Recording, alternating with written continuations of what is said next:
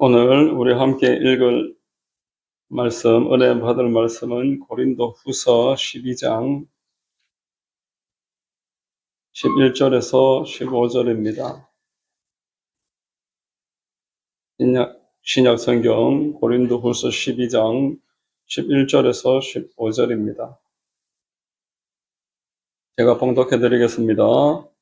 내가 어리석은 자가 되었으나 너희가 억지로 시킨 것이니 나는 너희에게 칭찬을 받아야 마땅하도다. 내가 아무것도 아니나 지극히 크다는 사도들보다 조금도 부족하지 아니하니라. 사도의 표가 된 것은 내가 너희 가운데서 모든 참음과 표적과 기사와 능력을 행한 것이라. 내 자신이 너희에게 폐를 끼치지 아니한 일밖에 다른 교회보다 부족하게 한 것이 무엇이 있느냐. 너희는 나의 이 공평하지 못한 것을 용서하라. 보라, 내가 이제 세 번째 너희에게 가기를 준비하였으나 너희에게 폐를 끼치지 아니하리라. 내가 구하는 것은 너희의 재물이 아니요 오직 너희니라. 어린아이가 부모를 위하여 재물을 저축하는 것이 아니요 부모가 어린아이를 위하여 하느니라. 내가 너희 영혼을 위하여 크게 기뻐함으로 재물을 사용하고 또 내 자신까지도 내어주리니 너희를 더욱 사랑할수록 나는 사랑을 덜 받겠느냐. 아멘. 할렐루야. 주일 오전 예배 나오신 여러분들 주님 이름으로 환영하고 축복합니다. 우리 좌우의분과 한번 인사하겠습니다. 참 잘 오셨습니다. 잘 오셨습니다. 저는 봉독해드린 고린도후서 12장 11절 이하를 통해 바울의 영혼 사랑 이와 같은 제목으로 말씀 전하겠습니다. 성령께서 편안히 대해 주시기를 바랍니다. 자, 여러분, 자녀들은 부모를 닮습니다. 일단 생긴 자체가 남에서부터 닮고 또 지역에 따라 사투리도 닮고 말투도 닮고 성격도 닮고 많이 닮습니다. 사랑하고 가까이 있으면 닮아갈 수밖에 없는 것은 당연한 일이겠습니다. 제가 며칠 전에 극동방송에 나와서 어떤 부부가 40대 부부가 극동방송에 나와서 간증을 하는 이야기를 듣고 참 은혜도 받았고 도전도 받았습니다. 이 두 부부는 집사님인데 한 달에 성경을 한 번씩 두 사람 다 직장을 다니면서 한 번씩 성경을 읽는다고 합니다. 결혼하기 전에 개척교회에 부인 되시는 집사님이 먼저 다녔습니다. 신앙이 깊었습니다. 그때부터 성경을 매달 한 번씩 이렇게 읽었는데 사랑하는 남자가 생겼는데 이 남자는 신앙생활을 안 하는 사람이에요. 그런데 또 여자 부인을 사랑하니까 결혼도 해야 되겠고 조건이 같이 교회 다니는 사람이어야 한다. 이렇게 조건을 분명하게 이야기를 하니까 교회를 같이 다녔습니다.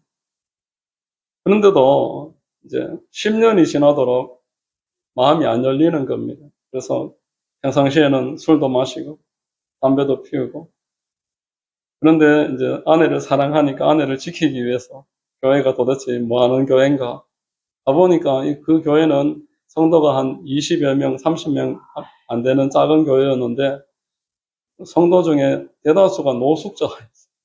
노숙자들이 많이 이렇게 찾아온 그런 교회였습니다. 이 교회 우리 부인 지켜야 된다.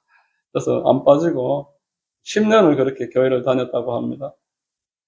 그런데 이제 나중에 은혜를 받아가지고 지금은 안수 집사님이 한 2년 전부터 정말 믿기 시작해서 부인하고 같이 성경을 한 달에 한 번씩 읽기 시작했고 그 부인은 벌써 한 달에 한 번씩 읽은 지가 몇 년 됐습니다. 사회자가 묻습니다. 어떻게 성경을 목회자들도 한 달에 한 번 읽기가 어려운데 회사에 다니시면서 매달 한 번씩 어떻게 읽습니까? 이렇게 이제 질문을 하니까 대답하기를 성경은 러브레터다. 하나님이 나한테 주신 사랑의 러브레터다. 그래서 이 성경을 안 읽을 수가 없고 읽으면 읽을수록 더 마음이 뜨거워지고 하나님을 알게 되기 때문에 심지어는 지하철을 기다리면서 읽는데 지하철이 지나가는데도 모르고 그냥 읽고 있었다. 이런 이야기들을 하더라고요. 사람들이 깜짝 놀랍니다. 내릴 때 읽다가 이제 놓칠 수는 있어도 지하철 오는 걸 기다리다가 그걸 놓치는 건 또 처음 들어본다고 전부 박장대소하면서 깜짝 놀라는 그런 모습을 봤습니다. 자, 여러분, 사랑의 연애 편지. 사랑하면 닮는다 그랬잖아요.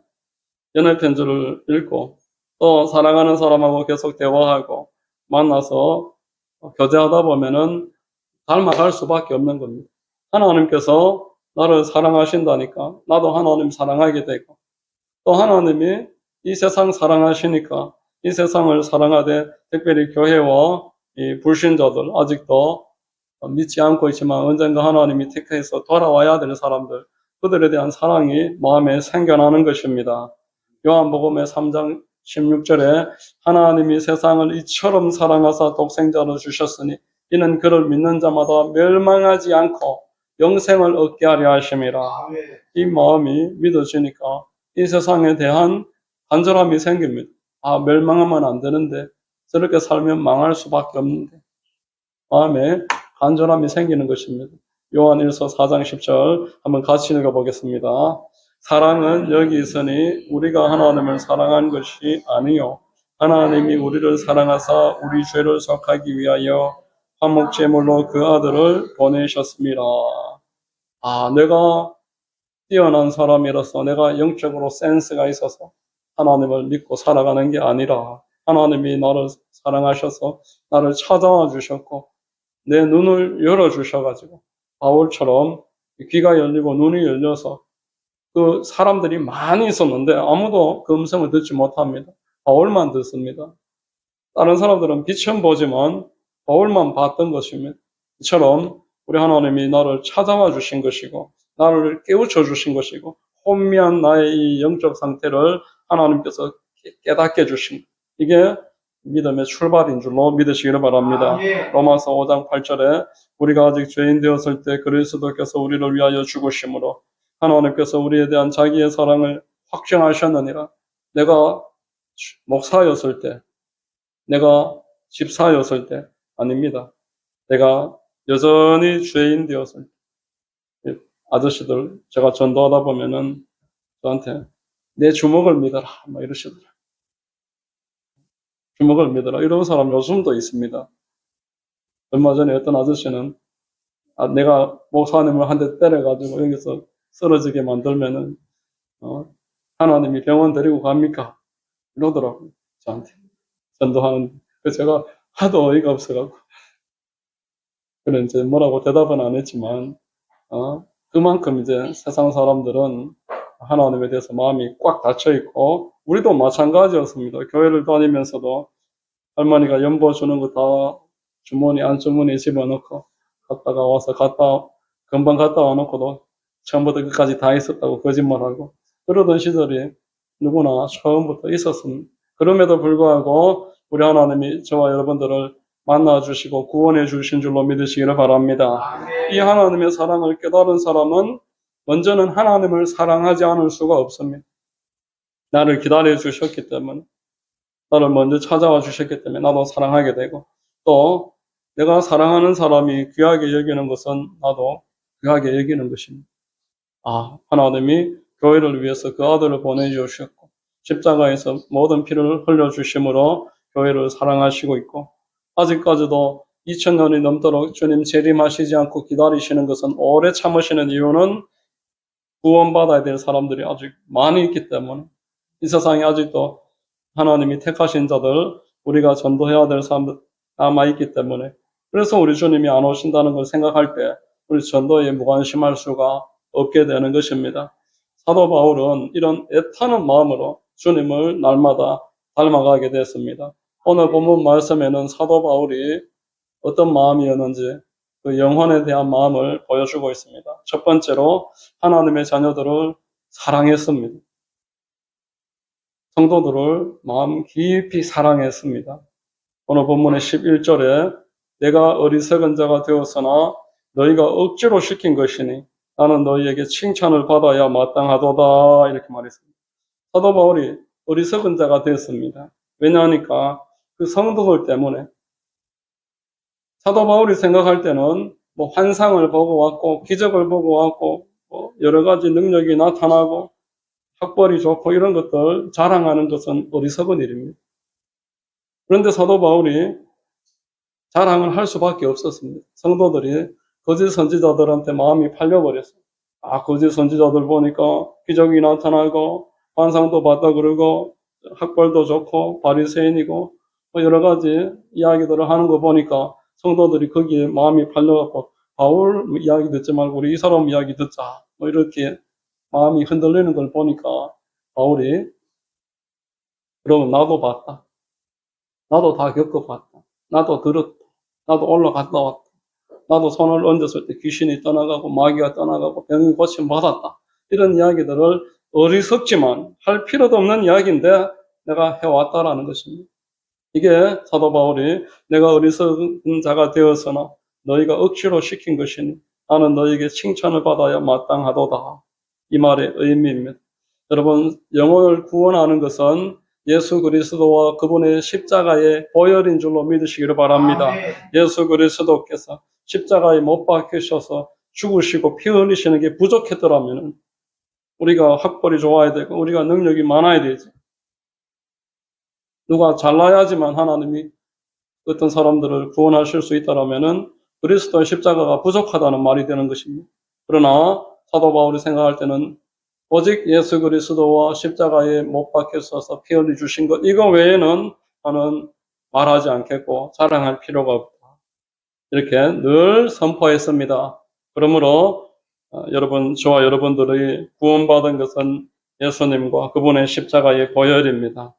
우리가 낮춰지고 마음이 부족해도 우리 하나님은 얼마든지 우리들을 사용하실 수가 있으시고 우리를 통해서 영광 받으실 수가 있는 것입니다. 자, 하반절에 보면은 내가 아무것도 아니나 지극히 크다는 사도들보다 조금 더 부족하지 아니하니라 이렇게 말합니다. 지극히 크다는 사도, 12사도들 이야기하는 것입니다. 12사도들은 거짓 사도들하고 달랐습니다.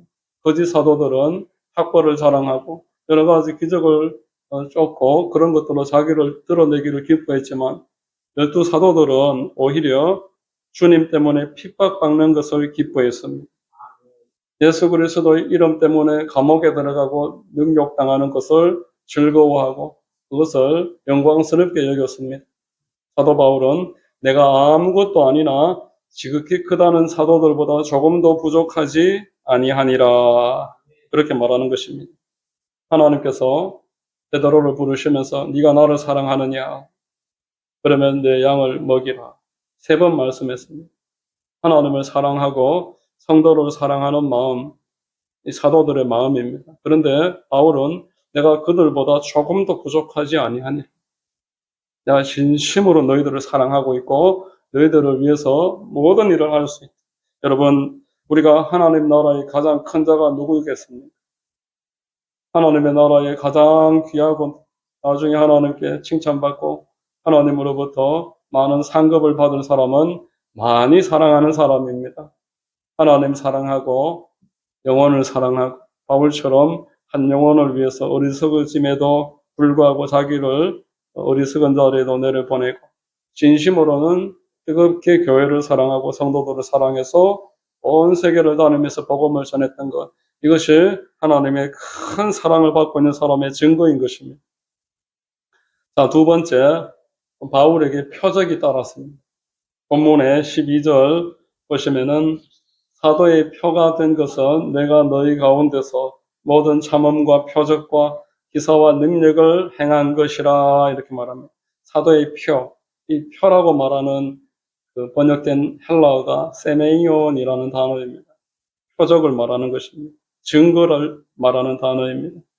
사도에게 이런 세메이온 그리고 표적과 기사와 능력 똑같은 의미입니다. 세메이온 그리고 기사, 능력 여러 가지 은사를 말합니다. 이런 것들이 사도에게 드러나기 시작을 하고 따라다녔다 이렇게 말을 합니다.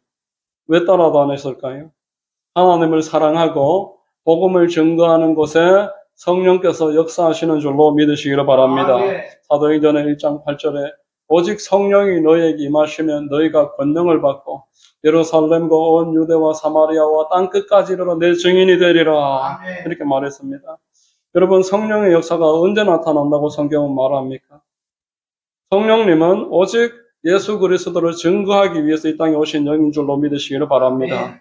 성령으로 번역된 이 파라클레토스, 옆에서 돕는다, 옆에서 이렇게 세운다, 그런 뜻입니다. 예수님도 파라클레토스, 보혜사셨습니다. 이 땅에 오셔서 제자들을 도와서 교회를 만들고 믿음을 북돋아주는 역할을 예수님 하셨고, 또 이제 예수님이 보내주신 성령님도 파라클레토스로서 우리를 도와주십니다. 세워주십니다. 이 땅에 교회를 세우는 것입니다. 누가복음 24장 49절에 볼지어다 내가 내 아버지께서 약속하신 것을 너희에게 보내리니 너희는 위로부터 능력으로 입혀질 때까지 이 성에 머물라 이렇게 말합니다. 사도들이 이 약속의 말씀을 받고 오순절이 될 때까지 그 제자들과 여자들과 함께 모여가지고 약속이 이루어질 때까지 간절하게 기도했습니다. 왜냐하면 인간의 힘으로는 교회를 세울 만한 능력이 안 되기 때문에 하나님이 부탁하신 이 사명 잘 감당하기 위해서 성령 충만 받으려고 간절하게 기도했던 것입니다. 성령 충만 받아서 땅끝까지 세계 선교하는 것, 이것이 하나님의 뜻입니다. 바울에게 왜 이렇게 성령의 역사가 나타났을까요? 하나님의 뜻을 쫓았기 때문에 그렇습니다. 아멘. 또 하나의 구체적인 예가 사도행전 10장에 보면은 고넬료라는 이방인이 등장합니다. 이 고넬료가 하나님의 은혜를 받아서 경건한 사람이었습니다. 기도를 많이 하고 구제하는 일을 하는 사람이었습니다. 그런데 하나님께서 베드로를 초청을 해서 복음을 들으라. 베드로에게 사람을 보내라 말씀하셨습니다. 베드로에게 사람을 보냈는데 한편 베드로가 있는 곳에서 기도하는데 하나님이 환상을 보여주십니다. 보자기가 내려오는데 보자기 안에 보니까 짐승들과 기는 것과 유대인들이 지금까지 먹으면 안 되는 그런 부정한 그런 동물들, 음식들이라고 할 수 있는 그런 것들이 가득 들어있는 것입니다. 그래서 또다시 음성이 들립니다. 잡아먹어라. 주님, 저는 지금까지 이런 부정한 것을 먹지 않았습니다. 다시 소리가 들립니다. 하나님이 깨끗하다고 하신 것을 속되다고 하지 말아라. 이렇게 환상이 반복됩니다. 그때 유대인들이 살고 있는 그 집에 이방인들이 찾아와서 고넬료가 초청을 했으니까 가서 복음을 전해달라고 부탁을 합니다. 그 환상을 보지 않았으면 결코 가지 않았을 것입니다. 유대인들이 이방인과 같이 그 집에 들어가서 같이 식사하는 것은 금지되어 있는 일입니다. 그런데 고넬료에게 초청을 받았고 하나님이 환상을 보여주셨기 때문에 그 초청에 응해서 따라갔습니다. 고넬료의 집에 도착하니까 고넬료가 그 친구들과 친척들을 자기 집에 다 모아놓고 베드로를 기다리고 있는 겁니다. 베드로가 들어가서 예수 그리스도의 복음을 선포했습니다. 복음을 선포할 때 어떤 일이 벌어졌냐니까 성령이 그곳에 임하기 시작했고 기적과 표적과 은사가 임했습니다. 사도행전의 10장 44절로 46절에 베드로가 이 말을 할 때에 성령이 말씀 듣는 모든 사람에게 내려오시니 베드로와 함께 온 할례 받은 신자들이 이방인들에게도 성령 부어 주심으로 말미암아 놀라니 이는 방언을 말하며 하나님 높임을 들음이로라. 사도행전의 여러 곳에서 말합니다. 귀신이 떠나가고 병이 고쳐지는 곳에서 사람들이 하나님을 찬양하고 기뻐한다고 말했습니다. 이것을 지금 줄여서 하나님 높임을 들음이로라. 이방인들이 복음을 들었을 때 성령이 임하고 실제로 표적이 막 드러나기 시작하니까 이때 하나님이 영광 받으신 줄로 믿으시기를 바랍니다. 여러분, 전도자를 통해서 복음을 듣는 곳에서 하나님의 성령은 지금도 역사하시는 줄로 믿습니다. 아멘. 여러분, 불신자들을 내 집으로, 내가 있는 공간으로 초대해서 그들에게 전도자를 초청해서 또는 직접 복음을 말해줄 때 그곳에 성령이 오늘도 역사하는 것입니다. 우리는 표적과 이적을 쫓아다니지 말고 좋은 일이 그저 일어나기만을, 기적이 일어나기만을 내가 요구하지 말고 하나님이 정해놓으신 원리가 복음을 불신자들에게 전할 때 그곳에 성령이 임한다는 것, 사도 바울이 사랑하는 마음으로 전도하고 다닐 때에 오늘 사도의 표가 드러났다라는 것, 이것을 꼭 기억하시기를 바랍니다. 세 번째로 바울이 가졌던 마음입니다. 바울이 성도들을 볼 때 어떤 마음을 가지고 있었는가? 13절 한번 같이 읽어보겠습니다. 내 자신이 너희에게 폐를 끼치지 아니한 일밖에 다른 교회보다 부족하게 한 것이 무엇이 있느냐? 너희는 나의 이 공평하지 못한 것을 용서하라. 사도 바울이 특별히 이 고린도 교회를 상대를 하면서 공평하지 못했던 것 용서해달라 이렇게 말합니다. 무엇이 공평하지 못했느냐? 사도 바울이 고린도 교회를 향해서 본인이 자비랑 선교를 했습니다. 텐트 만드는 일을 하면서 실제로 직접 돈을 벌어가면서 선교를 하고 목회를 했던 것입니다. 그런데 사도 바울이 늘 이렇게 자비랑 선교를 한 것만은 아닙니다. 때로는 다른 교회로부터 돈을, 재정 헌금을 이렇게 전달받아서 작은 교회에 전하기도 하고, 또 자기들 일행 가운데 필요를 위해서 그 헌금을 사용할 때가 있었다고 성경은 보여주고 있습니다. 여러분, 이 자비랑 선교에는 장단점이 있습니다. 자비랑 선교를 하면은 내가 기존에 가지고 있었던 이 직업을 가지고서 선교지에서 실제로 정기적으로 이렇게 공급을 받기 때문에, 돈을 벌기 때문에 재정적으로 안정을 누리게 됩니다. 그리고 내가 가지고 있었던 직업을 통해서 많은 사람들을 실제로 만날 수가 있습니다. 제가 아는 어떤 선교사님은 축구 선수였습니다. 축구 선수였는데 이분이 선교사가 되었습니다. 근데 중동에서 사람들하고 접촉을 하려고 하니까 참 잘 접촉하기 어려웠습니다. 우연히 아이들이 축구를 하고 있는데 공이 날아오는 거예요. 그 공을 잡았는데 그래도 국가대표 선수를 할 정도의 실력을 가지고 있었던 분이기 때문에 그 아이들이 다 덤벼도 프로니까 이길 수가 없지 않습니까? 애들이 완전히 끔뻑 넘어가는 거예요. 그리고 그 축구를 잘 가르칠 수 있는 줄 알고 그 지역의 어른들이 찾아와서 초등학교의 체육 선생님이 되어 주십시오. 이렇게 해서 그 마을에서 완전히 유명한 사람이 되어가지고 선교를 하는데 크게 도움을 받았다. 그런 감정을 제가 들은 적이 있는데, 여러분, 이 자비랑 선교는 이렇게 사람을 접촉할 수 있고 내가 직접 재정을 버니까 안정적으로 그곳에서 생활할 수 있는 장점이 있지만, 또 하나의 단점은 기도할 시간이 부족하다는 것이고, 성경을 읽고 연구하고 가르치고 다른 사람들의 그 시간에 맞춰서 내가 대할 수 있는 그 모든 여건에 있어서 열악하다는 것입니다. 사도 바울은 자비랑 선교를 하기도 했지만 그렇지 않을 때도 많았습니다.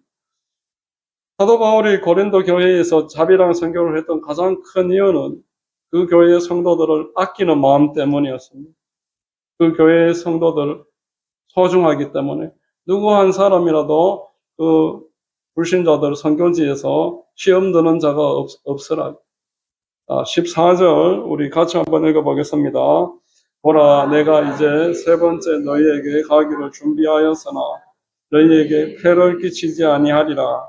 내가 구하는 것은 너희의 재물이 아니요 오직 너희니라. 어린아이가 부모를 위하여 재물을 저축하는 것이 아니요 부모가 어린아이를 위하여 하나니라. 이렇게 말합니다. 13절에서도 14절에서도 지금 반복해서 너희에게 폐를 끼치지 아니하리라 이렇게 말합니다. 여기에 이 전체 뉘앙스를 한번 주목해 보십시오. 무슨 뜻이겠습니까? 부모가 자식에게 해를 끼치기 싫어하는 마음, 그 마음이 이 본문에 담겨져 있습니다. 올 초에, 작년인지 올 초인지 그 드라마 중에 아주 인기 있었던 드라마인데 폭삭 속가수다, 그 드라마를 제가 잠깐 쇼츠를 몇 개를 본 적이 있습니다. 거기 마지막 장면에 보니까 아버지에게 딸이 아주 출세를 했는데 용돈을 계속 보내드렸습니다. 정기적으로 계속 용돈을 보내드렸는데 아버지가 결국 돌아가셨는데 통장이 이제 남아있는 걸 보니까 딸이 매달 보내준 그 용돈을 한 번도 안 찾으신 거예요. 한 번도 안 찾고 그걸 고스란히 남겨둔 것을 보면서 딸이 오해를 하는 것을 봤습니다. 자식에게 해를 안 끼치려고. 자식이 내가 마지막 가는 길에 어떤 재정적으로 부족할 수 있으니까 이것을 내가 모아놓는 그 부모의 마음을 엿볼 수가 있었습니다. 사도 바울이 선교지의 사람들을 상대하면서 어떤 내가 유익을 얻고자 하는 마음이 없었다 이렇게 말합니다. 내가 너에게 구하는 것은 재물이 아니라 오직 너희니라 이렇게 말했습니다. 하나님께서 한 영혼 한 영혼 살리시는 일에 내가 산파와 같이 옆에서 참여했기 때문에 너희들의 낫는 현장에 내가 늘 함께하였고 나는 너희들을 자녀와 같이 바라보고 있다. 고린도전서 4장 14절로 16절에 내가 너희를 부끄럽게 하려고 이것을 쓰는 것이 아니라 오직 너희를 내 사랑하는 자녀같이 권하려 하는 것이라. 그리스도 안에서 1만 스승이 있으되 아버지는 많지 아니하니 그리스도 예수 안에서 내가 복음으로써 너희를 낳았습니다. 그러므로 내가 너희에게 권하노니 너희는 나를 본받는 자가 되라 이렇게 말합니다. 사도 바울은 남이 세워놓은 교회에 자기가 가서 선생으로서 일을 하는 게 아니고 교회가 없는 곳에 찾아가서 그리스도의 이름과 그 복음으로 십자가의 그 피를 선포하면서 마귀에게 붙잡혀 있고 눌려 있고 소망이 없는 그 영혼들을 살리기 위해서 내가 헌신을 하면서 수고를 다했기 때문에 너희 한 사람 한 사람 앞에서 나는 아비의 심정을 가지고 있다. 나는 너희들을 이용하려는 마음이나 너희들에게 무언가 이익을 얻고자 하는 마음이 없다. 이렇게 말하면서 너희도 나를 본받는 자가 되라. 성도를 사랑하기 위해서 복음 전파하는 일에 참여하면은 그것만큼 하나님의 마음을 배울 수 있는 방법이 없다라는 것입니다. 우리가 전도를 해보면은 성도 귀환주를 알게 됩니다. 우리가 볼 때는 뭐 사람들이 대수롭지 않게 보이죠. 전도하러 한번 나가 보십시오. 길거리에 서서 하루에 1시간, 1년만 한번 전도해 보십시오. 한 명이 어떤 존재인지 깨닫게 될 것입니다. 사도 바울이 한 영혼을 건지기 위해서 수고를 다하면서 이제 마음을 알게 됐고 하나님의 마음을 알게 됐고 그래서 난 너희들이 혹여라도 시험 들까봐 혹여라도 다칠까봐 너희들에게서 어떠한 폐를 끼칠 수가 없다. 폐를 끼칠 수가 없다. 이렇게 말을 하고 있는 것입니다. 여러분 오늘 지금 이 본문에서 바울은 하나님의 아버지 그리고 우리가 자녀됨에 대해서 아주 주의 깊게 설명을 하고 있습니다. 예수 그리스도를 영접하고 거듭나는 것은 하나님의 자녀가 되는 것인 줄로 믿으시기를 바랍니다. 그냥 교회의 멤버가 되어서 주일날 교회에 한번 왔다가 헌금 좀 내고 이렇게 체면 차려가면서 그렇게 종교 생활하는 거 이것이 신앙이 아닙니다. 하나님과 아버지와 자녀의 관계가 되어지는 것입니다. 복음을 우리를 불러내서 자녀 삼으시는 하나님을 이 세상에 전하는 것이고 마귀에게 눌려가지고 묶여있는 사람들을 풀어주는 것입니다. 아멘. 여러분 요한복음 1장 12절에 영접하는 자 곧 그 이름을 믿는 자들에게는 하나님의 자녀가 되는 권세를 주셨으니 이렇게 말했습니다. 우리는 하나님과 아버지와 자녀의 관계를 회복하는 아멘. 것이 신앙이라는 걸 기억을 해야 되겠습니다. 아멘. 로마서 8장 14절로 16절 같이 한번 읽겠습니다. 무릇 하나님의 영으로 인도함을 받는 사람은 곧 하나님의 아들이라. 너희는 다시 무서워하는 종의 영을 받지 아니하고 양자의 영을 받았으므로 우리가 아빠 아버지라고 부르짖느니라. 성령이 친히 우리의 영과 더불어 우리가 하나님의 자녀인 것을 증언하시나니 이렇게 말합니다. 신앙생활은 성령이 우리를 깨닫게 해주셔서 하나님이 우리 아버지 되시고 우리가 하나님의 자녀가 된다는 것을 확인하는 그것을 누리는 것이 신앙생활입니다. 원래 하나님께서 사람을 창조하셨을 때 다른 피조물하고 전혀 다르게 만들어 놓으셨습니다. 사람은 하나님의 형상대로 만들어 주셨습니다. 그리고 그에게 생기를 부어넣으시고 생명이 되게 하셨습니다. 하나님과 소통할 수 있는 유일한 존재가 사람입니다. 우리는 하나님의 형상을 가지고서 인격을 가지고 있습니다.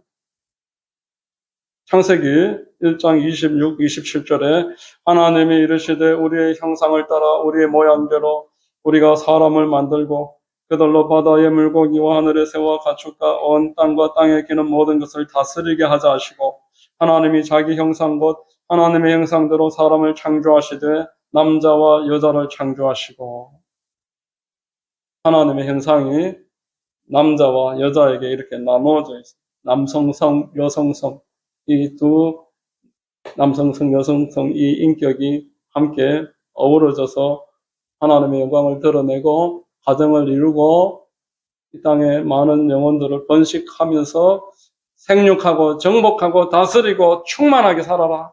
하나님께 순종하면서 선악과를 먹지 말고 하나님을 섬기면서 살아라. 이것이 이 땅의 사람의 창조의 원리이고 목적입니다. 그런데 마귀가 개입을 해서 하나님께 불순종하게 하고 이때부터 제일 먼저 남녀가 다투기 시작합니다.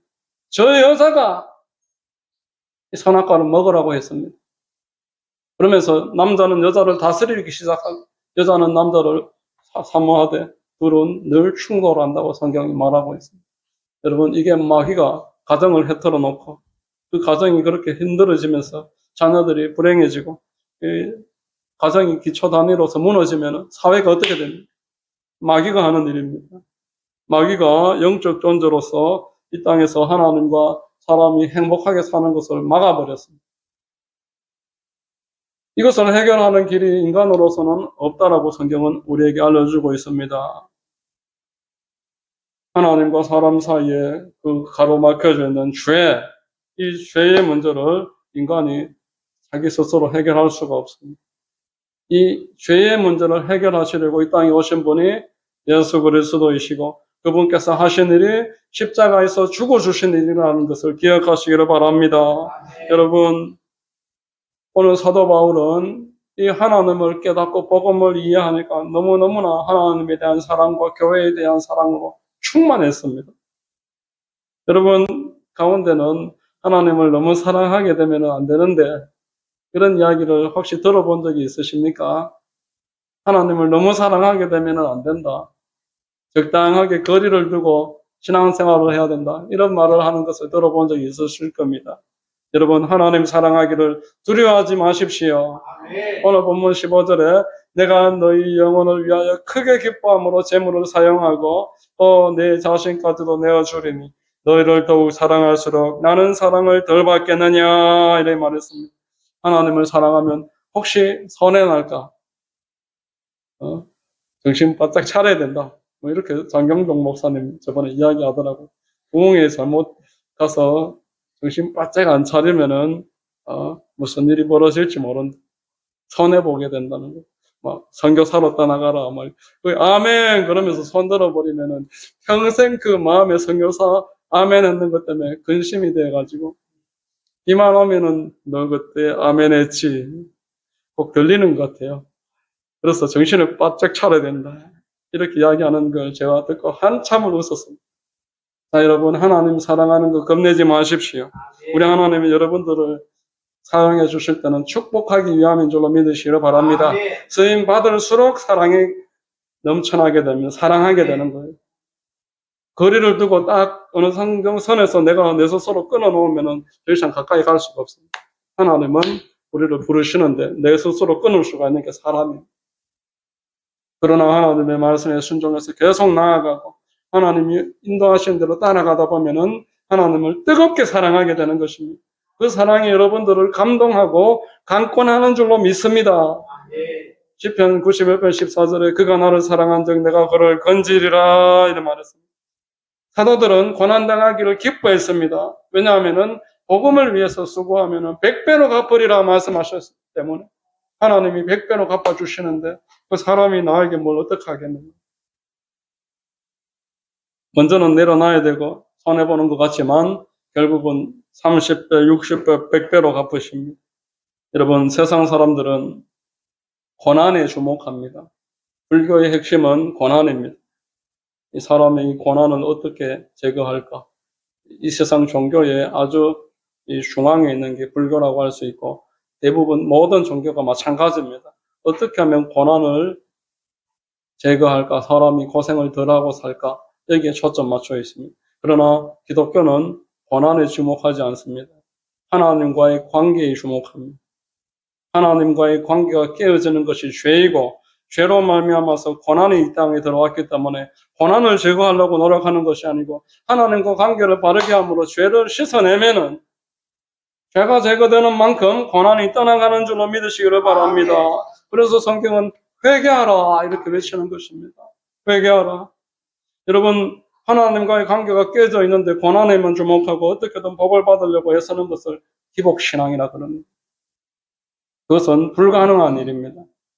본질이 그대로 있는데 그림자를 제거하려고 그림자를 계속 몰아내려고 하는데 아무리 애써도 이 그림자가 안 떠나지. 하나님과의 관계가 깨진 상태에서 고난을 제거하려고 애쓰는 게 곧 그와 같은 겁니다. 이 그림자 제거하는 방법은 본질을 제거하는 것입니다. 그러면 그림자는 그냥 같이 없어지는 겁니다. 그래서 죄의 문제를 회개하라고 성경은 말하는 것입니다.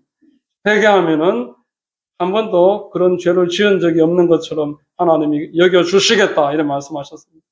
여러분 마음에 염려 근심이 있으면 하나님께 질문하십시오. 무엇을 회개할까요? 하나님 내가 무엇을 자백해야 될까요? 하나님이 요한 1서 1장 9절에 자백하면 용서하시겠다 하셨습니다. 사람한테 자백하실 필요는 없습니다. 어떤 부인이 신혼여행 가가지고 하나님께만 자백하면 될 거를 갖다가 신랑한테 다 자백을 해가지고 관계가 아주 힘들어졌다고 내가 이야기를 들은 적이 있는데 하나님께만 자백하면 됩니다. 사람한테는 일일이 자백 안 하셔도 되고 실제 그 당사자한테는 사과해야 되죠. 그 타인한테 그 이야기를 할 필요가 없다라는 하나님 앞에 자백하고 토설하고 다 내어놓으면은 우리 하나님께서는 들은 적도 없고 본 적도 없는 것처럼 우리의 죄를 깨끗하게 씻어주시고 우리의 삶에 죄가 처리된 만큼 마음이 평안한 것입니다. 영혼이 잘 되는 것입니다. 범사가 잘 되고 강건하게 될 줄로 믿습니다. 여러분들의 삶에 이러한 하나님의 큰 축복, 영혼을 사랑하는 축복, 그리하여 큰 은혜와 복을 누리게 되시기를 주의 이름으로 부탁드립니다. 기도하겠습니다. 하나님 아버지 감사합니다. 말씀을 통해서 우리가 바울과 같이 하나님만 사랑하고 이 땅에 살면서 죄를 멀리하고 오직 예수 그리스도만 자랑했던 그 바울과 같이 한 영혼을 위해서 기도하고 헌신했던 그 삶을 조금이나마 본받아 따라가면서 하나님의 영광을 들려드리고 우리도 축복과 은혜를 누리도록 인도하여 주시옵소서.